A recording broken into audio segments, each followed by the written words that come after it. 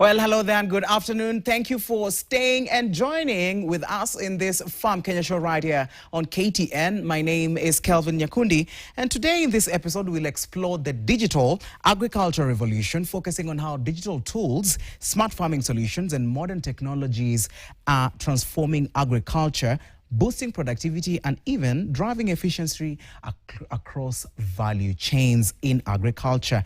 And joining us in the discussion is Dr. Buta Mwangi, who is the head of Zetech Agritech and Innovation Hub. But first, we're going to look at the Agri news and look at what is trending in the world of agriculture. And we're going to start with legislators from the National Assembly and the Senate have proposed increasing the budget allocation to agriculture and livestock docket to help the country carry out extensive agriculture practices that will ease importation of food products. Something that has come up during this retreat has been the lack of funding for the education of students in agriculture. We are going to work on that as the legislature, and we are also going to lobby the Kenya young parliamentarians to make sure that our agriculture students across the country get as much funding as all the other students. We are going to do import substitution. If we are spending 500 billion every year importing food, then we can spend a bit of that money producing food, and therefore we guarantee that whatever we are given as a sector is going to be actually produced, taken care of by the production within the country. With the contribution that the Ministry of Agriculture makes, beyond 25% of our GDP, you would imagine that the budget that is allocated would be a bit commensurate with that contribution so that we can increase it even further. And if we say that this is one of the very big pillars that we are going to depend on for growth and industrialization moving ahead, then you cannot allocate 3%, of your budget to what you expect is going to be the goose that lays your golden egg. Now, the government is moving to overhaul Kenya's agriculture sector, with Agriculture Cabinet Secretary Mutahi Kagwe leading a push to align laws, policy and budgets to drive food security and also boost exports. Now, in a meeting bringing together state agencies and parliamentary committees, as we've seen earlier, leaders have agreed to also fast-track key agricultural reforms aimed at cutting imports, increasing local production and unlocking global markets. What we need to do in order for us to import substitute as well as increase our exports, there are certain laws, certain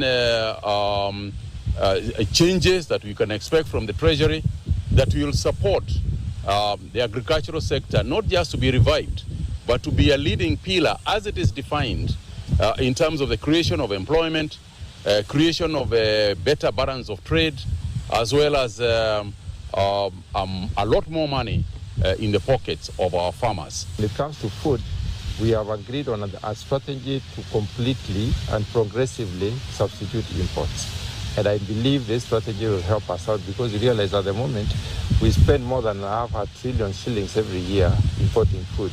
And these are foods that we can grow in this country. So we've agreed on how to occasion this growth of these products so that the country becomes self-sufficient and also exports to other countries. Right, now we continue. In a bid to reduce the multi-billion shilling food import bill, Agriculture Cabinet Secretary Mutahi Kagwe has presided over a defining accountability moment in Malindi, where he headed the agricultural state agencies, signed the 2025-26 performance contracts. The CES directed a total shift towards import substitution, demanding that agencies move beyond paperwork to measure tons on the ground. We cannot afford to continue to export our opportunities and jobs through importation. As a ministry, we have this year ensured that our farmers, particularly during these long rains, have access to subsidy fertilizers and seeds to over 7 million farmers registered under KIAMIS. And I want to thank and congratulate Kenya Seeds, because for the first time, we have got the seeds being properly distributed in order to achieve the national goals and aspirations of the government. This calls for innovative strategies and prudent management of resources to ensure that services are efficiently delivered to Kenyans despite the scarce resources. There is need, therefore, to prioritize your projects and programs to focus on those that have high impact and can deliver quick results with minimum resource application. The synergy that we are creating is part of that minimum resource application.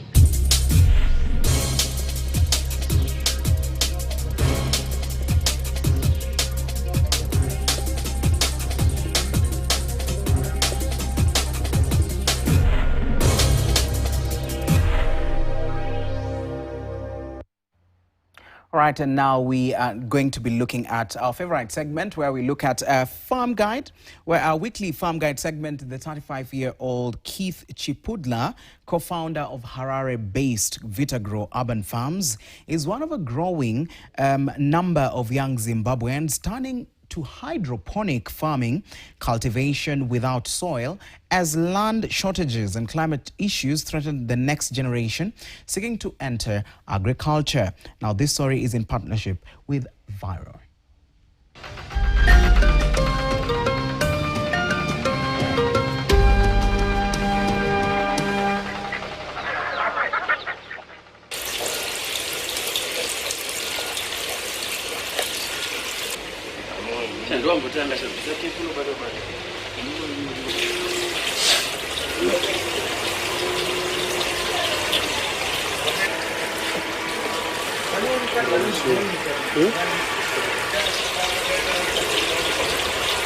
Zimbabwe has a lot of land for farming. However, I think most of it is not very accessible to the youth because of different terms, factors, and also just knowledge and access to it.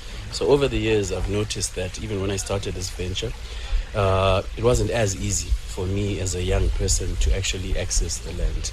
So what happened is with hydroponics, we found that it's actually, you don't need all that land for you to actually produce things. So as an example, right now we are on a 1,500 square meter piece of land. And if we were doing it in the ground, we would need about 4 times more space than that.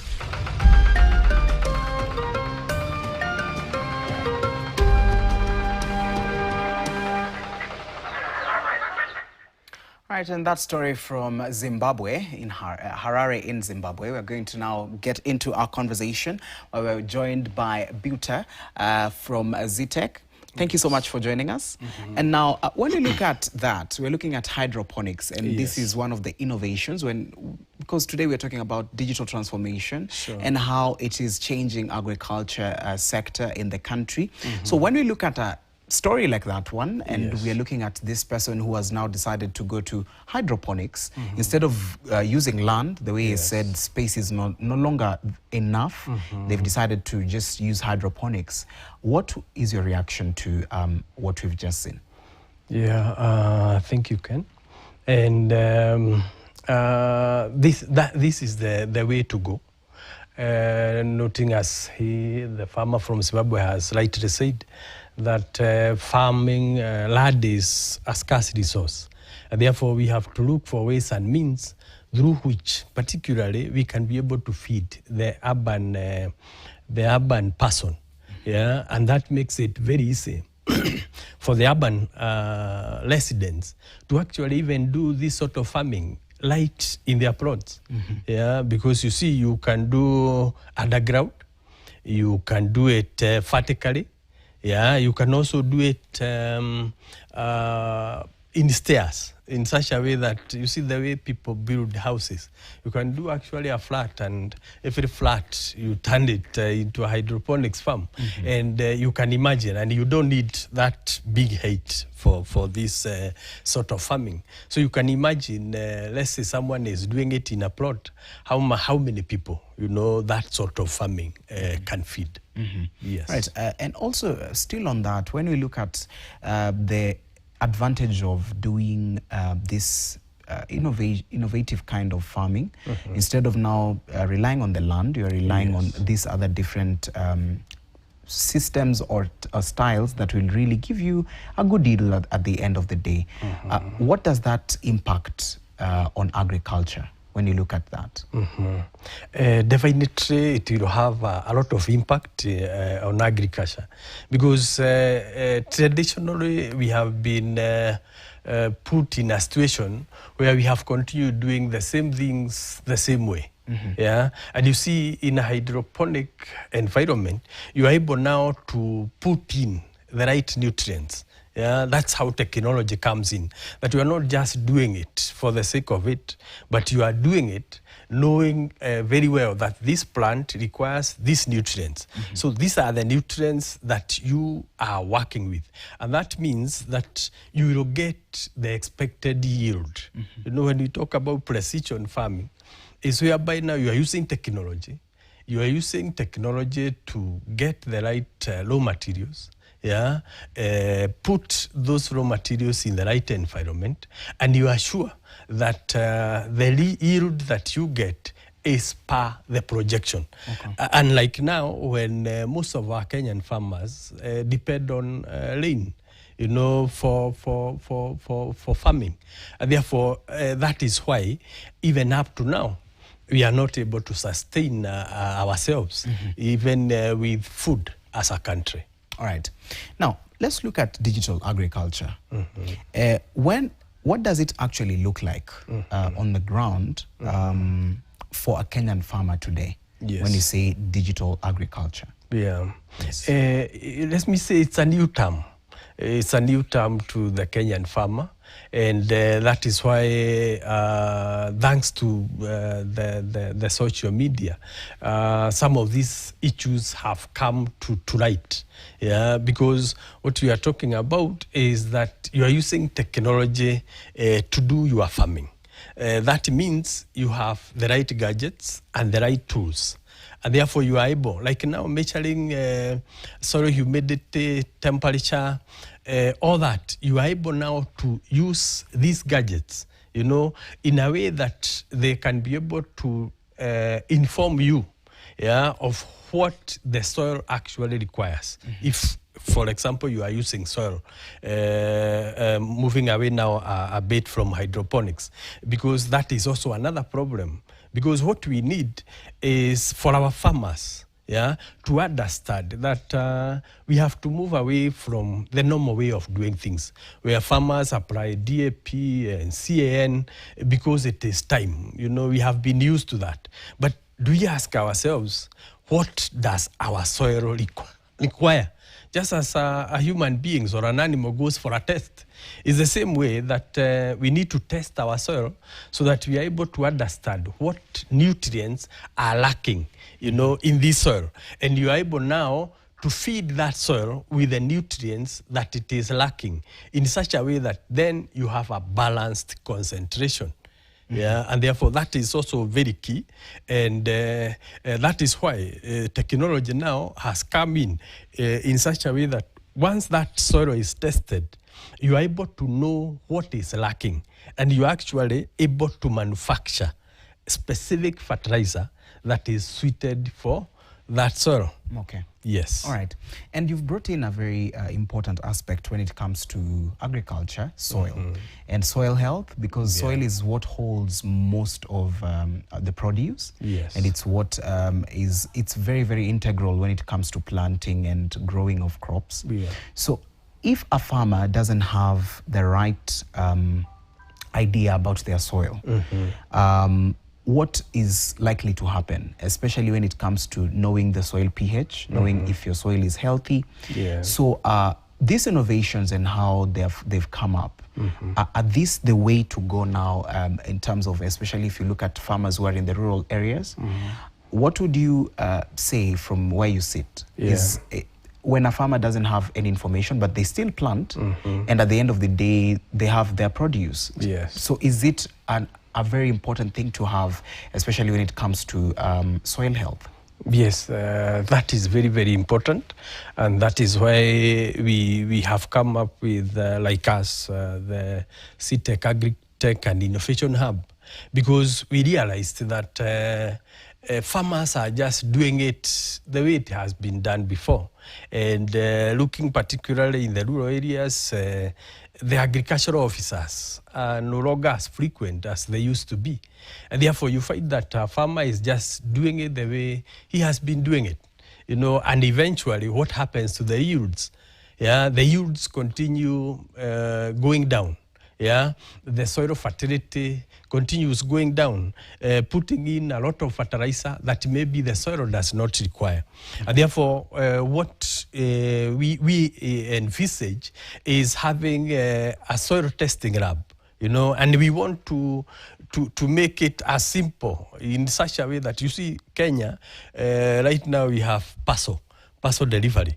Yeah, you can give it to a matatu or the couriers. Yeah, so a farmer just needs to get hold of the soil in his or her farm. Yeah, sends it to us, and we are able to analyze that soil and be able to give him or her the right resource and the right remedy, for that soil. Over and above that, we also want to use drones. I know many people know drones that are used for photo shoots and what have you.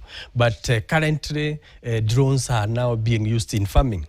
And you are able to send a drone, collects data, flies over your plantation, collects data, and once that data is analyzed, you are able actually now to know specifically and in which specific area that has a problem. Okay. And therefore, then, after the analysis is done, we send in another drone, which is able now to spray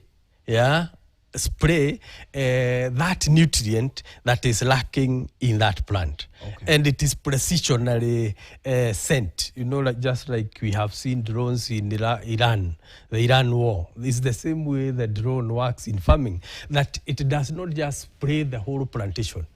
It is precise. It gets to that specific area which has that sort of problem. Okay. And we also realize that farmers may not be able to afford drones. Therefore, we are working in collaboration with an organization that is able to provide service, drone as a service. We rent. Okay. And therefore, you are able to pay a little money and you are able to get the results. All right. And now, let's look at also, because someone might be seated at home and wondering, drones and farming, because the way you've said, we usually see drones or taking videos on events and celebrations. Sure. But now when it comes to farming, and then you're using a drone, what goes into that, and how does that even happen? Because at the end of the day, someone would want to understand, if I have 1 acre and you have a drone, how does it get data from this side and this side, and how does it consolidate everything in order for it now to understand that this is what this particular farm needs? Yeah, so what happens is that the drone, the farming drone is manufactured in a different manner, and therefore it is able, it's about programming, and it's about the data that you want to collect. So it's able to collect that data, just as you go for an MRI in hospital or anything. It's the same way that it works. It collects that data. Then once that data comes back, it is downloaded, and the analysis is done. Once the analysis is done, then a prescription is given. And that prescription, and at what point, it is able to show what is lacking in a particular area or in a particular plant, what needs to be done, and it even gives the parameter of how much you need to spray in that particular area.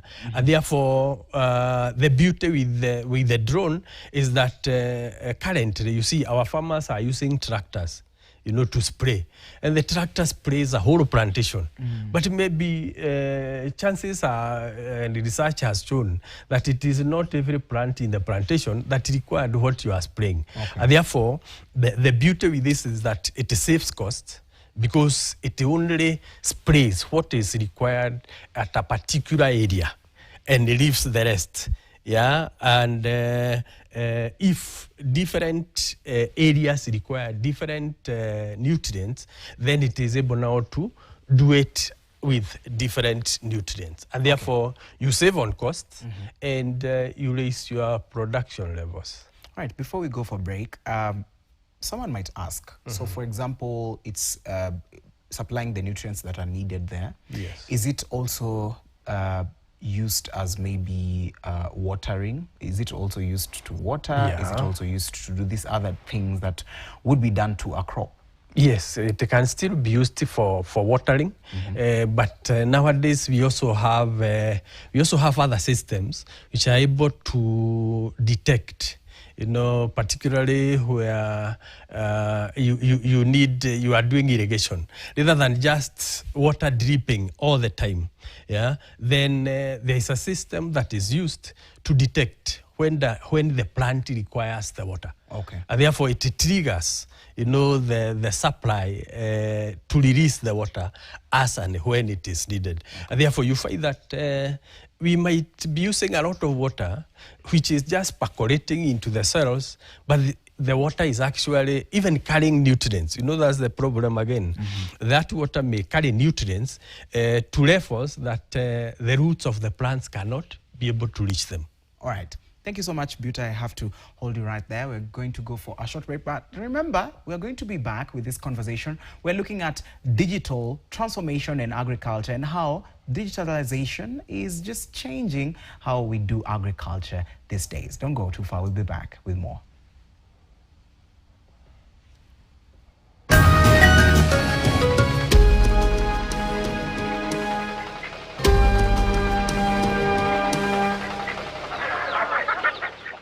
Ningeomba serikali wakulima hawana shida na kununua mbegu, lakini ikuwe subsidized kama fertilizer. At least ikuwe ni kama revolving seed, ili tuache hii mambo ya kutegemea serikali sana.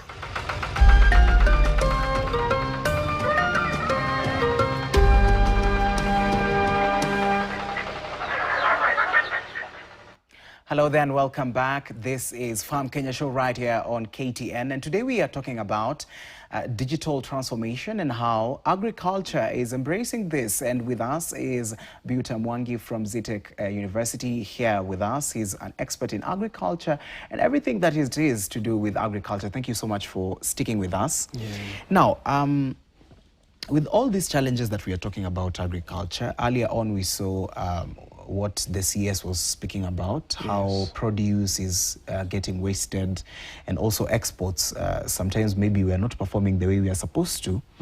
All these problems, and even as you mentioned about soil, where should it start? I feel like it needs to start from the younger generation, yes, people who are, still young in the new curriculum that is there. Yeah. So you can also tell us what you think about that, so that at least we see how to move forward.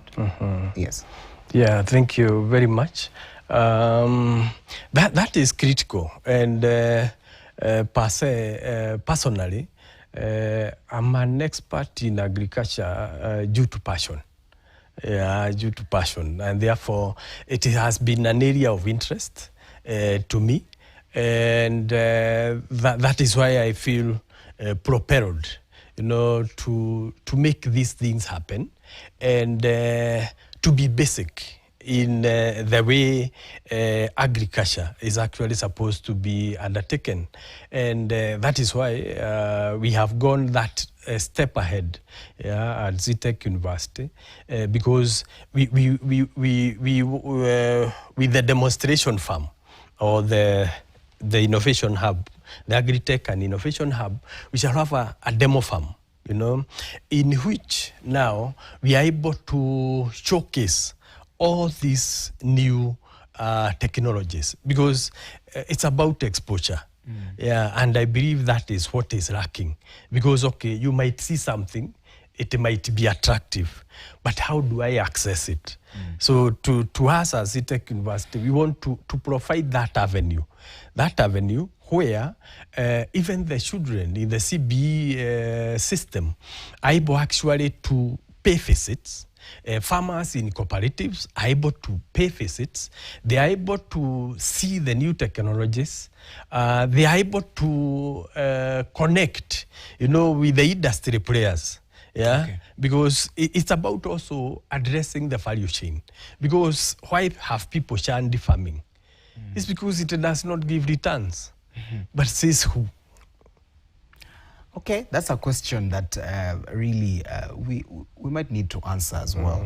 So let's move a bit and look at a different issue and look at these new innovations that are there in agriculture, as we are in a new age. Every sector is now moving to the digital side. They're trying to make their systems more easy to access. So as the agriculture sector in the country, when we look at the innovations that are coming up in farming, for a smallholder farmer at home, how are they able to afford it? Are they simple innovations or inventions that a smallholder farmer at home can afford? Yeah, that's a good question, because when we were talking to farmers about drones, that's a question that came up.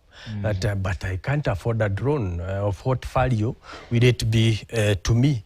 And that is why now we are talking about farming as a service. Yeah, drones, renting drones, as a service.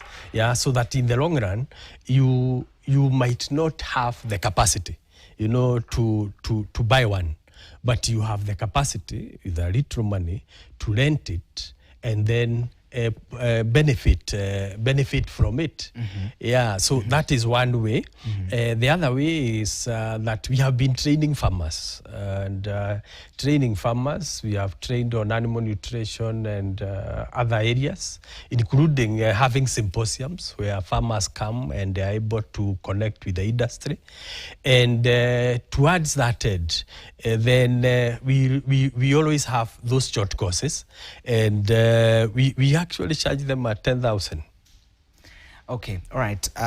Now let's come back to the topic. Let's come back to the topic and look at the barriers in the adoption of these technologies and these innovations. What are some of the barriers? Because now you've spoken about farmers, and you've spoken about introducing farmers into these technologies. And also, let's look at in Kenya. Yes. We are looking at farmers. Look at a farmer who is in the rural area, and you're trying to tell them about these new innovations that are going to improve agriculture.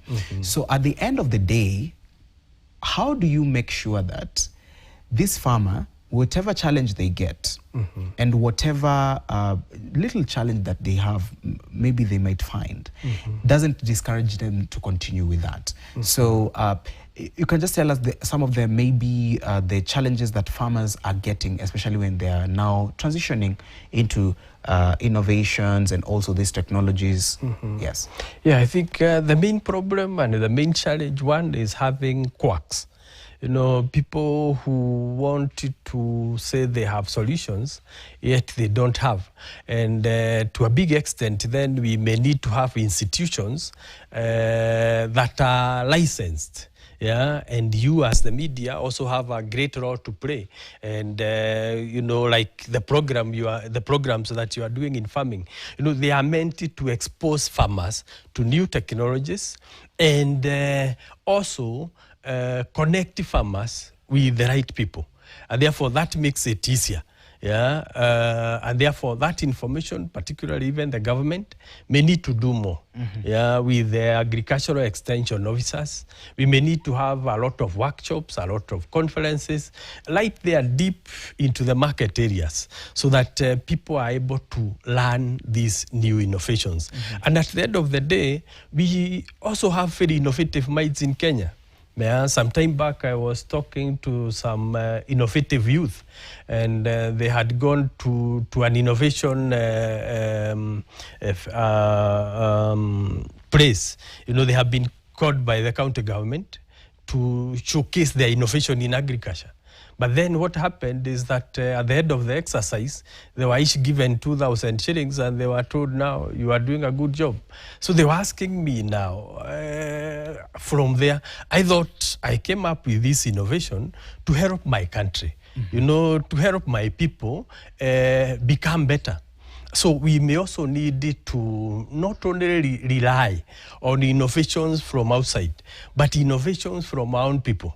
Whereby institutions now can do what you call incubation and help in startups, yeah, including patenting these innovations, so that at the end of the day, they also appear to be local solutions. And young people are doing very well in this area. We only need to encourage so that they also embrace farming, but farming in a smarter manner.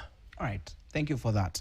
And now that you've mentioned about the young people and how they need to be educated and also even guided through this, let's also look at the risk that digital agriculture brings or could widen inequality between large-scale farmers and small-scale farmers. What do you think this digital transformation could do, especially when you look at farmers who are operating on the large scale, who are exporters, who, you know, they have already established themselves in the market, and a smallholder farmer who's now coming up? Yes. Yeah, it gives us some sort of leverage, because at the end of the day is that you won't require that large chunk of farm. Yeah, as we have said, like in hydroponics, you can be able to grow, yeah, food in layers, yeah, and still get your produce, you know, for your animals. And therefore, it also enhances the capability of the large-scale farmers. Because you see, like now, rather than use tractors, you know, to spray or irrigate, then they can use now the drones, yeah, and therefore it becomes easier. And you see, there is a challenge with large-scale farming, whereby, let's say, you have a large plantation of maize. There is that at the center where you yourself can be unable to reach. But the drone will be able to fly over it and give you information. Because you can be going around your farm, the maize around the pads look very healthy. But maybe at the center of the farm, there is a challenge. And therefore, you see now with this technology, you're able now to identify. And then eventually, you have a good yield from all the acreage that you have. Okay. Yes. Now, also, let's look at an agri startup, agri-tech startup, or a startup that is really focusing on agriculture, but using technology. Yes. How easy is it for such a startup in the market? Because now this is a startup, it's coming up during this generation of digital transformation. How easy is it to stand amongst the rest that have just been there for a long time? Yeah. Well, it all depends on the effort, because like now when you do hydroponics, you know, you can even use all the sufurias and all the karais. So per se, that's where innovation comes in, that you don't need to go to the market to get the right materials. So long as you have the chemical combinations, then the items, you can be able to do them. I have gone to places where they are using trays, you know, the trays manufactured in the Juakali industry, and they are doing well. Yeah, I know of a farmer in Kirinyaga who is using those fabricated trays, and he's feeding his chicken very well. Yeah, so at the end of the day is that, yes, it can be easy, yeah, but it can also be complicated. And that is why we need now stakeholders to come together. Yeah, one, you have to train. Because at the end of the day, the problem we have with ourselves is that we only do things in a kienyeji manner, in a way that you are just trying. If it succeeds, fine. If it doesn't succeed, we leave it. So we need institutions, to come to train, so that people become professional. And when you train farmers, don't even look at their level of education. And if everybody can be a farmer anyway. So train them at the level that they are in. Even if it means training them in their local language, so long as they understand what you are saying, that is what is critical. From there, we may need now to connect, the whole value chain, so that at the end of the day, we have the source of raw material, the market, because at the end of the day, you might spend so much, but where is the market? So we may also need people to form some sort of groupings or cooperatives, so that then we also have financial institutions, which can be able to fund, because it's about surveying, seeing a viable business and going with it. Okay. The other area is doing what you call contract farming, so that this person does farming knowing very well that there is a market for my produce. Yes. All right. Thank you so much for that. And now that you've spoken about partnerships and stakeholders coming in, what role should the government and private sector play in making sure that they accelerate the uptake of digital agriculture in Kenya? There has to be a concerted effort in actually even establishing these digital hubs, because at the end of the day, people need to learn, and we have been used to so much theory. We also need to see the practical. When someone sees something practically, then it makes much more sense.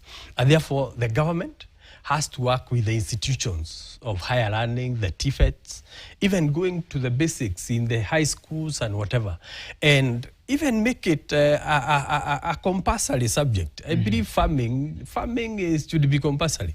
Agriculture should be compulsory, because at the end of the day, it's what feeds us. It is what sustains us, and it is what Kenya is best known for. And therefore, when we introduce these trainings and be able to fund, provide money, and the tools and the implements, even like what that lady was saying, that the government needs to do more. That way now, I believe we shall be moving in the right direction. But they also have to be very clear. They have to lay very clear systems, because we have had so much money put into agriculture, but sometimes you don't see where it is going. So we have first to identify who are these who are interested in this farming, who are these who are passionate about this farming. Then we are able now to showcase, maybe start with a small group. That small group will be emulated by others, and eventually we shall have moved away from a traditional way of doing things. All right. And now let's look at awareness, because as you're speaking about it, also awareness comes in as a very important thing. In terms of awareness of maybe new ways of doing farming, when you look at people in the rural areas or areas that have not really developed, and like the cities and towns, how do you convince a farmer who has been doing farming for 10 years and tell them, okay, you can now grow beans on top of water? You see, now that's hydroponics. How do you tell them? How do you make sure that they believe that that is going to help in the long run? It's by showcasing. At the end of the day, is sharing success stories. It's by showing them, you could have videos and let them not be foreign. You know, let them be videos or corrections that have been done by Kenyans. Yes, and therefore, this is a person who is saying he's in Machakos doing this, and even chose where he takes it to the market. You know, so that then we get that myth and negative thinking out of our people. The other thing is about benchmarking, you know, taking these farmers, and that's why we are talking about the Agri-Tech and the Innovation Hub, whereby now farmers can be able to come and see for themselves what is this new technology all about. And from there, then they are able now to go practice that sort of new knowledge that they have acquired. Yes. All right. And also still on that, when you look at how the information is being passed around, what do you think the government or the ministry needs to do when it comes to making sure that farmers are aware of this? Yeah, maybe what they need is to have change champions in every locality, in every ward. Yeah, somebody who is doing it, somebody who has been trained on it. You know, like what we had, the agricultural extension officers. They are still there, but not as active as they were when I was growing up. You know, those guys used to be everywhere. And therefore, we may need now to have those change champions, people who have the knowledge, people who can connect with the ground, but at the same time, not just let people grow, but also make sure that the market is there, that they are able to deal with the brokers. Because at the end of the day, the farmer has suffered in the hands of brokers for a very, very long time. And I think that is why farming is no longer enjoyable. Because you farm, you do all the donkey work, but the person who benefits is the middleman. So how do we eradicate this middleman? It is by ensuring that the cooperative societies are working, yeah, so that that we have buyers, you know, who are buying from the cooperative societies. And let us have cooperative societies for everything. Okay. Because at the end of the day, we need the farmer to get a return on his investment. Okay. All right. Still on that and trying to improve transparency, do you think digital platforms are the ones that are going to improve transparency in agriculture, so that at least we don't have middlemen who are coming in to take from the farmers? Yes, that is very, very possible.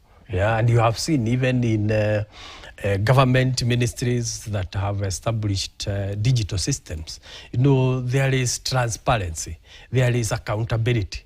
And therefore, I believe that that is one way through which we can have now the value chain, right from the source up to the end. Because we are also looking at the buyer. What does the buyer require? You see, like the EU has its own standards. So before you become an exporter to EU market, there are the basic minimum standards that you have to meet. Yes. And this is what we need, so that at the end of the day, we have our basics. These are our standards.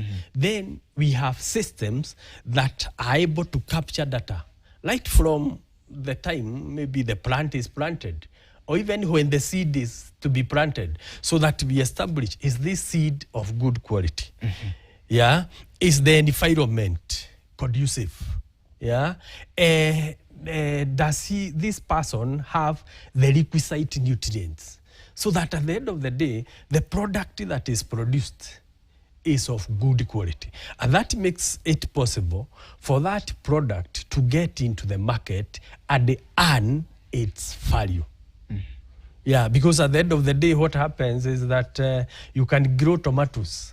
So you have some, you know, you have like 3 grades, yeah, and mostly grade 1 is always the lowest, you know, in terms of quantity. So what we need is a uniform production that fits into the market, whether local or international. All right. And therefore, there has to be a network of experts and a system whereby there are checks and balances at every level. And it is very possible with the kind of technology that is in existence today. All right. Yes. And now, when you look at our digitized agriculture in the coming years, even as we close, Yes. in the coming years, of course, agriculture will continue to improve. We'll have new innovations coming all the time. When you look at what we are looking at in the coming years, a digitized agriculture, what does it look like to you?